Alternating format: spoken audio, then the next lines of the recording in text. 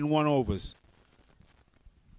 2 wickets have fallen for no cost at all. Nothing.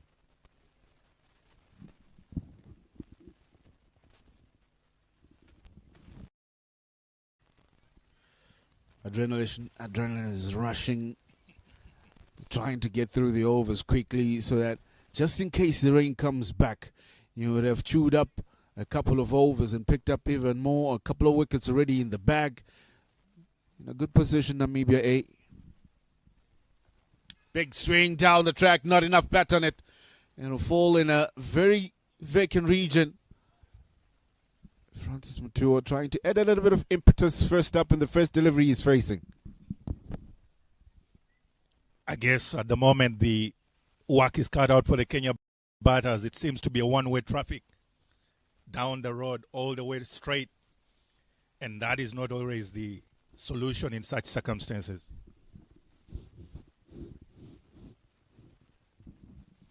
Oh, now we don't sliding down leg side. But big shot. Are we able to get the 2 wickets?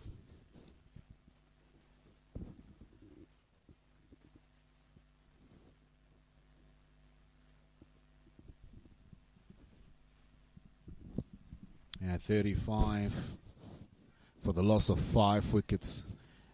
It's a difficult place to be, but with your Namibia, you feel like you have a good grip on this game. Trying to be a little bit innovative. Scoop shot. Not well and they will scamper through 1.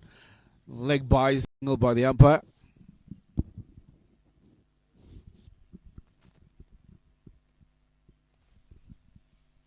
Jasraj Konji will face his second ball of this particular innings, and at such a very critical time, a crucial time for the Kenya innings where they are trying to make the most of the circumstances.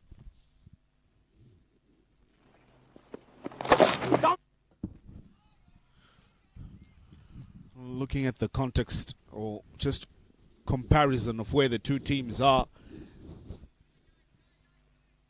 Namibia themselves were in a tricky position. They were 35 for 3 at a similar stage. Kenya are 36 for the loss of 5. They lost 2 more wickets. That's the huge difference. And that's there. But the game is not lost from them. And it's just find some scoring areas. Playing across the line again. Jasraj Kundi. And that technique has not worked for any better so far in the tournament as far as I'm concerned. End of the 8th over, 36 for 5. The 2 wickets are fell. Playing away from the body. This was key. He was playing away from his body, fishing, hanging his bat out to dry. Found the thick outside edge. Keeper happy to receive that catch with ease. It's Liam Basson. Lost to ponder for Jasraj Kundi.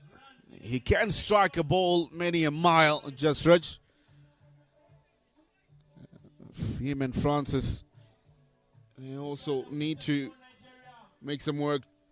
Francis Mutua had a good cameo yesterday versus Uganda.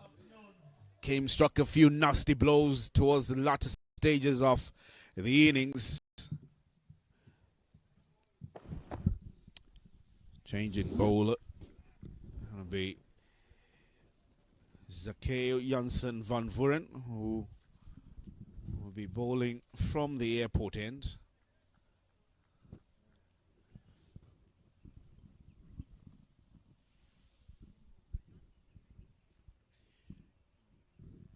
Kenya were tight in terms of their bowling disciplines, but Namibia so far have been tighter. Full toss. Could not send that away. Simplest of catches, and that's for the young man Max Heningo. Wicket number 6 falls. Zakeo Janssen van Vuren striking on the first delivery of the first over that is bowling in this particular innings. Francis Mutua trying to be a little bit aggressive, trying to add some momentum. It doesn't find it from the middle of the bat. Francis Mutua there, guilty of just lunging a little bit back while trying to get that over the top, but doesn't get the timing with that ball. And in particular, I think one even loses the hold onto the bat, and with one hand is just able to give mid-off, and that will spell further mayhem for Team Kenya, because at 36 for 6, Namibia seems to be taking this home already. Well, in the fall of Francis Mutua, the vice captain Lucas Ndanderson straddles onto the field to play his team with a huge mountain to climb here. Herculean task, they say. That's what's in front of Kenya at the moment. Meanwhile, 4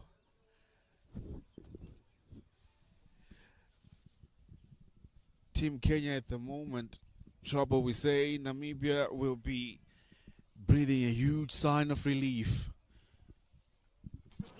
You know, it feels like the last 3 wickets literally have been gifted to Namibia from Kenya. All in the guise, or in the effort of trying to get the scoring rate up. And yet, it could have easily still been just trying to rotate the strike and probably get the odd boundary. But as things stand, push and the quick single taken. As things stand at the moment, indeed what Vice Captain Lucas Ndanderson is doing is what probably a few other batters should have done before. But all is not lost. If only this partnership can be rebuilt, then there is a glimmer of hope for Kenya. But as things stand, Namibia A is really having a cruise this afternoon. Namibia cruising out on Lake Victoria in the Pearl of Africa. A good place to be. Run rate should be kissing around the 10 runs per over at the moment. That's what I think the pressure is coming from. Scoreboard pressure. That's what's piling up on Kenya. Everybody, they need to break the shackles. And the efforts to break the shackles, they're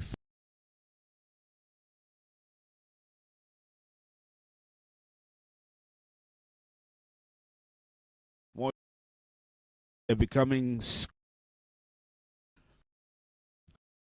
That's what the Eagles of Namibia are preparing for liftoff oval with another victory.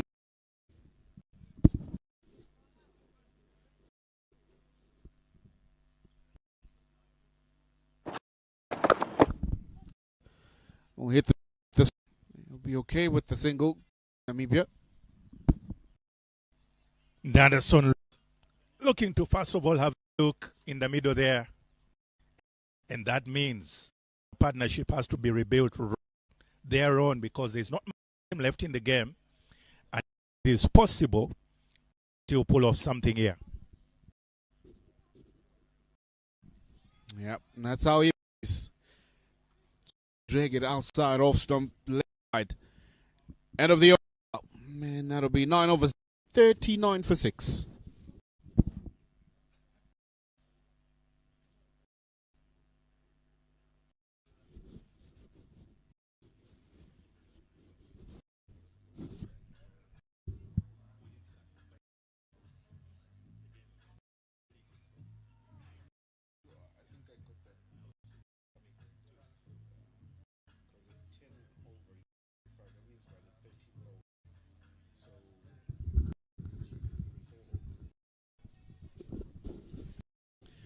You might have gotten from the communication. Now we got here 9 overs done. This game has been reduced to 13 over game, courtesy of that. That's why you see that run rate now at 11:44 from 4 overs. Dylan Leisure back in the attack.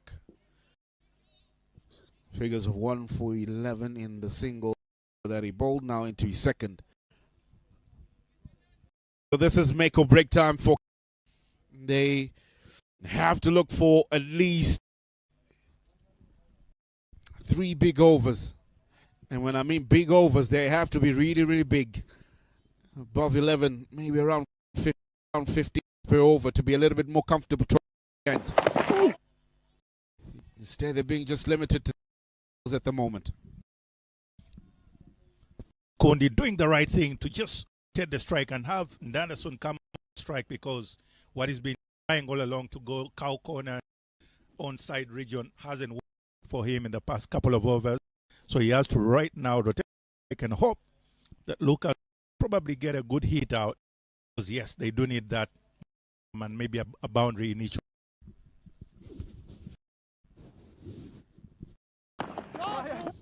Another single. These won't really do help to the for Kenya. 42 runs, looking to get around 114.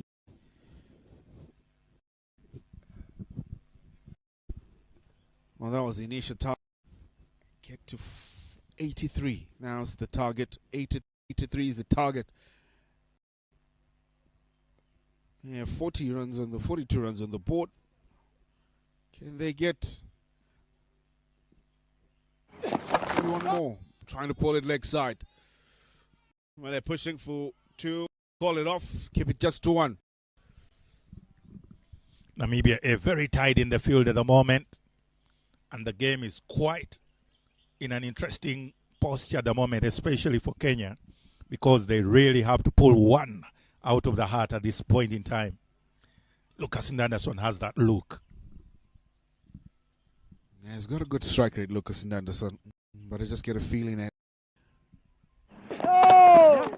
he's not been given the opportunity. That's a no ball. Going to be a free hit. Maybe this might just be the opportunity they're looking for to break the shackles. Fans come through, anticipating the game that's coming after this one.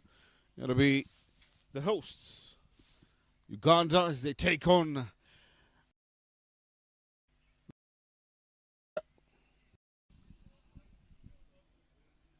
we'll find out. The scheduled time for the match should be around 2 p.m. there.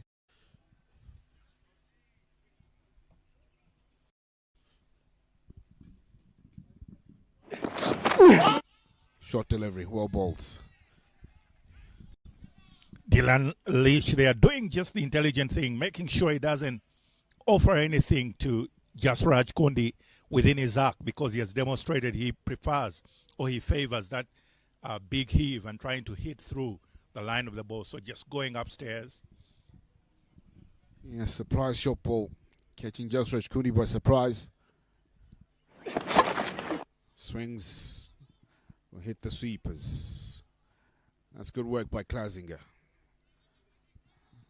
When they pick up 2. Impressive awareness indeed by Klasinger. Even once his crews were off, he was able to recover and dive to make sure the boundary doesn't go through. End of the 10th over, 47 for 6.